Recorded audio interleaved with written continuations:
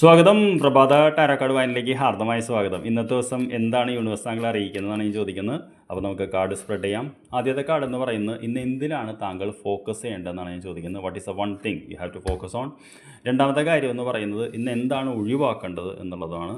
മൂന്നാമത്തത് ഇന്ന് എന്ത് ആക്ഷനാണ് എടുക്കേണ്ടത്, അല്ലെങ്കിൽ എന്ത് നമുക്ക് പ്രതീക്ഷിക്കാം എന്നുമാണ് ഞാൻ ചോദിക്കുന്നത്.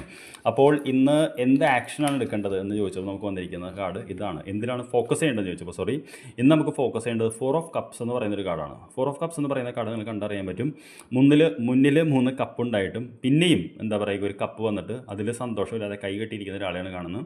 അപ്പോൾ തീർച്ചയായിട്ടും ഈ കാർഡ് വരുന്ന ദിവസം എന്ന് പറയുന്നത് നമ്മൾ ഇമോഷണലി ഒരു വിത്ഡ്രോവൽ ചെയ്യുന്നൊരു കാർഡാണ്. അതായത് ഇന്ന് നമുക്ക് എന്താ പറയുക, പ്രത്യേകിച്ച് ഒരു സന്തോഷം നമുക്ക് ഒന്നിലും തോന്നില്ല എന്നുള്ളതാണ്. അതായത് നമ്മുടെ ആഗ്രഹങ്ങൾ എത്രത്തോളം റിയലാണ് എന്ന് ചോദിക്കാനാണ് ഈ കാർഡ് പറയുന്നത്. കാരണം വായുവിൽ നിന്നാണ് ഈ കാർഡ് വരുന്നത്, ഒരു ഇതിൽ നിന്ന്. അപ്പോൾ ഇന്നത്തെ കാർഡിൽ നമ്മൾ എന്തിനാണ് ഫോക്കസ് ചെയ്യേണ്ടത് വെച്ച് കഴിഞ്ഞാൽ, നമുക്ക് ഇന്ന് നമ്മളിലേക്ക് വരുന്ന നല്ലത് അത് എന്താണെങ്കിലും സ്വീകരിക്കുക എന്നാണ് പറയുന്നത്.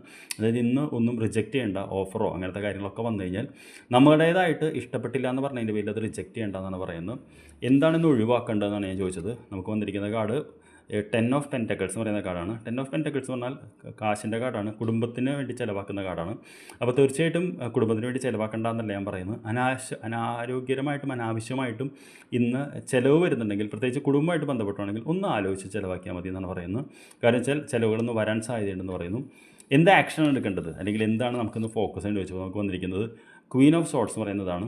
അതായത് ബുദ്ധി ഉപയോഗിച്ച് ഇന്ന് പ്രവർത്തിക്കാനാണ് പറയുന്നത്. ക്വീൻ എന്ന് പറയുന്നത് ബുദ്ധിയുടെ ഇതാണ്. അപ്പോൾ ഇന്നത്തെ ദിവസം മറ്റുള്ളവരെ നമ്മൾ നയിക്കേണ്ട ഒരു ഊർജ്ജമാണെന്നാണ് പറയുന്നത്.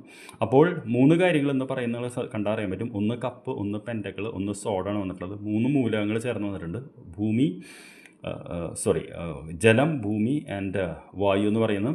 അപ്പോൾ ഇന്നത്തെ ദിവസം എന്തെങ്കിലും പുതിയ ഓഫറുകൾ അങ്ങനെ വരികയാണെങ്കിൽ അത് തള്ളിക്കളയേണ്ട കാര്യമില്ല. 2 കുടുംബത്തിന് വേണ്ടി ഇതാക്കുമ്പോൾ, കുടുംബം നമ്മൾ ഉദ്ദേശിക്കുന്നത് ഭാര്യ, ഭർത്താവ്, മക്കളല്ല, അത് കൂടാതെ നമ്മുടെ ബന്ധുക്കളൊക്കെ ആണല്ലോ, അതൊന്ന് സൂക്ഷിച്ച് ചിലവാക്കിയാൽ മതി. 3 എന്ന് പറയുന്നത് ഇന്ന് ബുദ്ധി ഉപയോഗിച്ച് മുന്നോട്ട് പോകാനാണ് പറയുന്നത്. I wish you very good day. നമുക്ക് വൈകിട്ട് കാണാം. Thank you very much.